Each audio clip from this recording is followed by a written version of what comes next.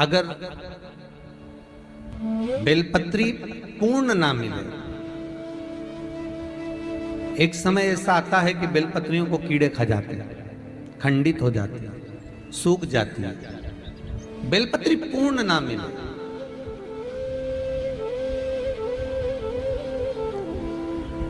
तो क्या हम खंडित बेलपत्री भी शंकर को समर्पित कर सकते हैं?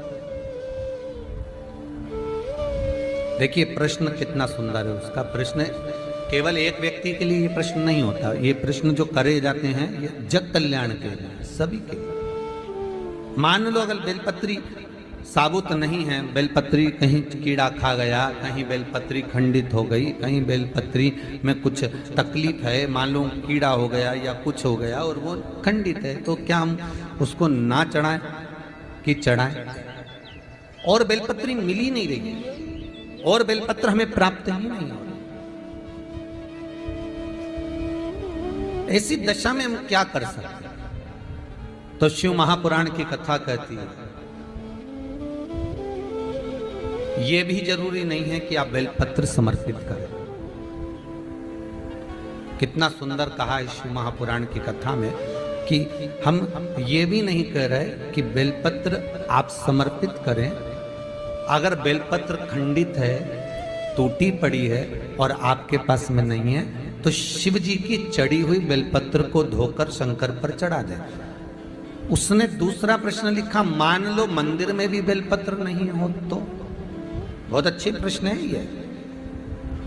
मंदिर में भी बेलपत्र ना हो तो कितना सुंदर कहा। एक भजन आप लोग गाते हो कि मन मेरा मंदिर, आंखें दिया बाती, होठों की है तालियां, रोम फूलवाती।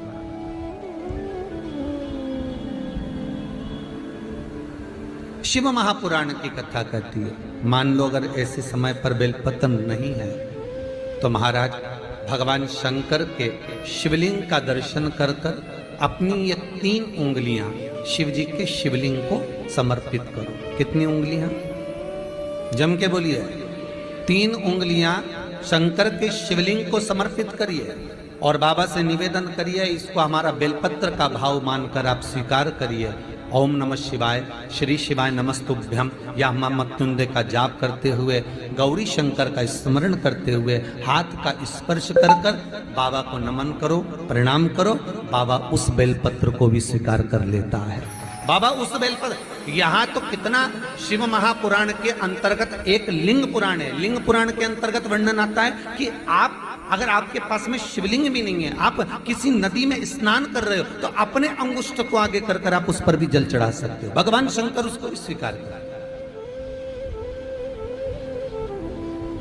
आप किसी नदी का कंकर उठाकर अपने हथेली में रखकर उसको भी जल चढ़ा सकते हो, भगवान उसको भी स्वीकार कर। भगवान उसको भी ग्रहण कर लेगा, भगवान उसको भी स्वीकार कर। हर हर महादेव, जय माता दी। दोस्तों कितना सुंदर प्रश्न है और कितना सुंदर आंसर दिया है गुरुजी ने। तो आपने सुन ही लिया होगा कि बेलपत्र ना हो तो क्या करें। यह सवाल सबके मन में आता है और इसका आंसर हम सबको जानना बहुत ही ज़रूरी है और पता होना ही चाहिए। जो शिव भक्त हैं वो इस सवाल के आंसर को जरूर सुने। बेलपत्र ना हो तो क्या करें दोस्तों? शिव पुराण में बताया गया है और गुरुजी ने भी बता दिया है कि यदि आपके पास बेलपत्र ना हो तो आप शिवलिंग पर चढ़े हुए बेलपत्र को साफ जल से धोकर उपयोग में ला सकते हैं, उनको दोबारा से समर्पित कर सकते हैं। बेलपत्र कभी भी बासी या फिर झूठा नहीं माना जाता है। और दोस्तों गुरुजी ने यह भी बताया है कि अगर वो भी ना हो, बेलपत्र नहीं है तो क्या करें? तो आप मन का स्मरण करते हुए भाव से आप शिव जी की पूजा कर सकते हैं, शिव जी को बेलपत्र चढ़ा सकते हैं।